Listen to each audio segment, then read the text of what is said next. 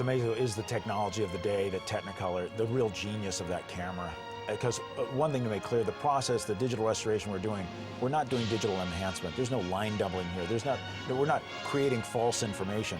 We're peeling away the layers that have prevented you from seeing what's been on those negatives all these years. I'm about to embark upon a hazardous and technically unexplainable journey. The picture process of this feature probably took about 8 months, which is a record for us. You do photochemical restoration, and it can take a year, year and a half. First, we started with contacting the archives and our own inventory as well. What you do is you pull in as many pieces that survive. You pull it in and start inspecting, element by element, piece by piece. This is the most protected film, I think, in history. We've got probably 6, 7 elements on this feature as backup. My goodness, what a fuss you're making. We're lucky enough to use the original camera negative, which was stored at George Eastman House for many years, and they curated this negative. It was in beautiful condition. This one took longer than we have on the other ultra-resolution films because this was the first full 4K pipeline on it, we were learning a lot in the process. So sometimes we had to do things twice. We're scanning this at 4K, 16-bit linear digital color space. This is the full gamut of film resolution. You're seeing Wizard of Oz in a way that it's never been seen before, because we're starting out with such a high resolution. We scan this film in black and white at approximately 6 frames per second. 6 frames per second on a 4K 4:3 image is close to 300 megabytes per second. So it's 300 megabyte fire hose coming out of the scanner. Currently we have a little over 200 terabytes of storage. A terabyte is 1,000 gigabytes, and a gigabyte's 1,000 megabytes. The sum of the square roots of any two sides of an isosceles triangle is equal to the square root of the remaining side. When photochemical restorations have been done prior to this world, they were always done photochemically in laboratories where people would go literally with Q-tips and going in on the negative itself and trying to remove and clean dirt. It's not a good thing. You're touching this precious nitrate original negative. This is a highly irregular procedure. With digital, you don't even touch it. It's literally rolling past this scanner non-stop. It's not shuttling along with sprockets or anything like that. And then once you've scanned it in the digital domain, you can manipulate it to your heart's content, yet that negative has now safely been returned to the vaults. You only kind of took it out once and you're done. The scanner is made by Thomson. It's a Spirit 4K scanner. It is scanning it as a black and white record each time. So technically we have to scan reels 2 through 6 on this movie 3 times. Once for the cyan, one for the yellow, and one for the magenta record. And then the software marries the 3 together. Each record was processed separately. It's a chemical process. The chemicals are still changing, and the film shrinks over time independently of each other. And so what you've got to do is, with the new process, with the ultra-resolution, they'll go through and basically morph each of the 3 images to make a perfect alignment. That's why it's so important to get it absolutely right, to the pixel.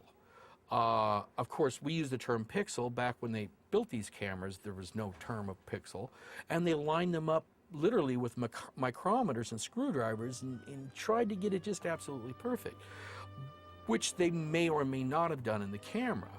But then they make dupes of that, and then they make prints of the dupes. And by the time they got to the theater, am I holding up 4 fingers or 1?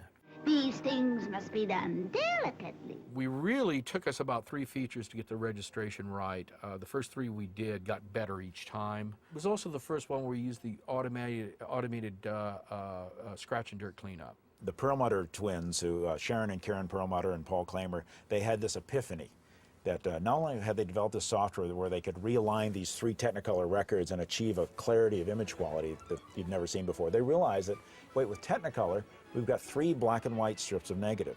So if I see some dirt that's a pure red and it doesn't show up on the green and the blue record, oh, then that probably is a piece of dirt on the red record.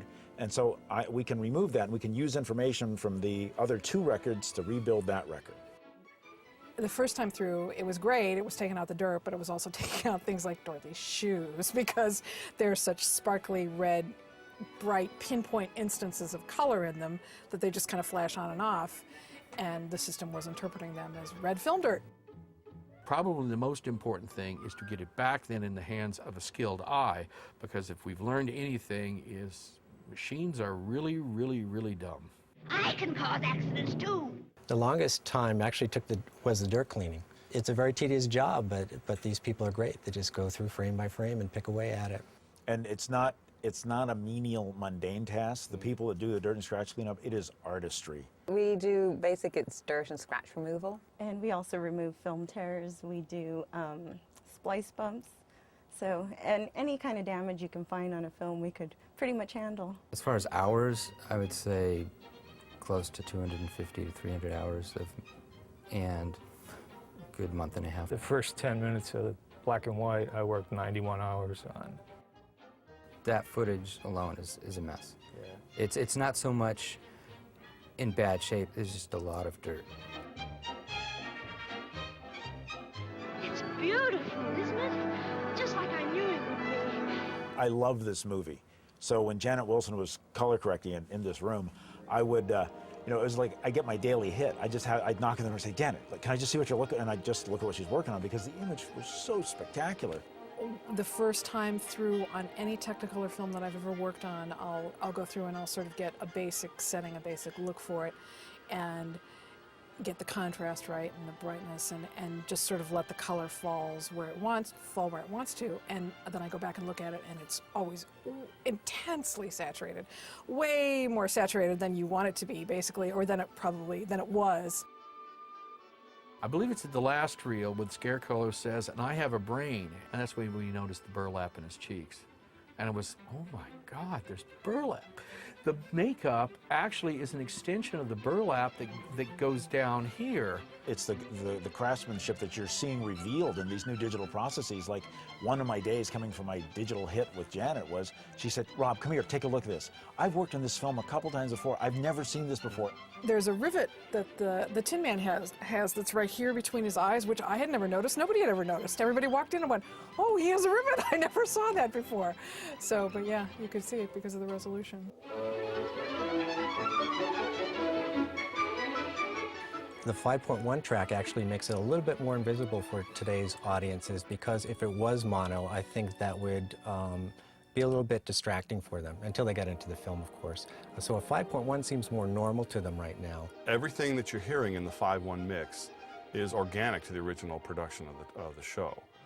We didn't go to a sound effects library for better cyclones. That helps maintain that original kind of organic feel. Even though it's a different stereo landscape, it still sounds like a 1939 movie.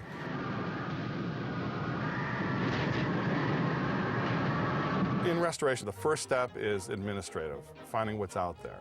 Then it all gets inspected and looked at and cleaned up, perforations repaired, splices repaired, put in a condition that it can be played so we can listen to it. To create the 5.1, we start with the restored mono mixed track.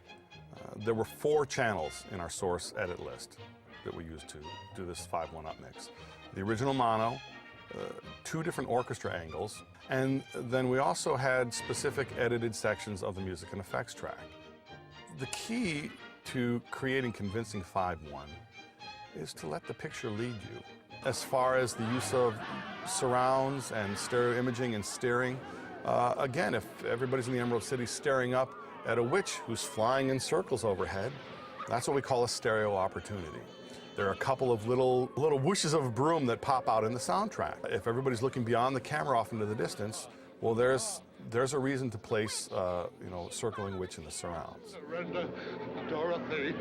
Oh, Dorothy? Who's Dorothy? The wizard will explain it. The wizard. The wizard. Dear, whatever shall we do? So what we're going to play is the beginning of Reel 2A, where she first enters the colorful world of Munchkinland, and you'll hear a typical example of the kinds of damage that can occur.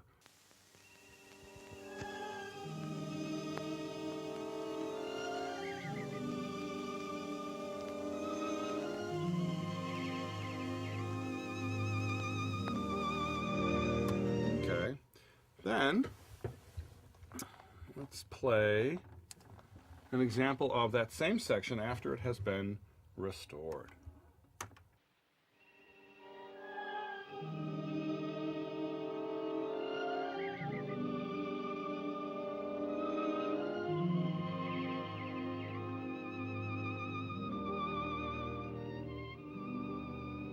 This is the 5-1, how all the different angles and cleaned up sources come together.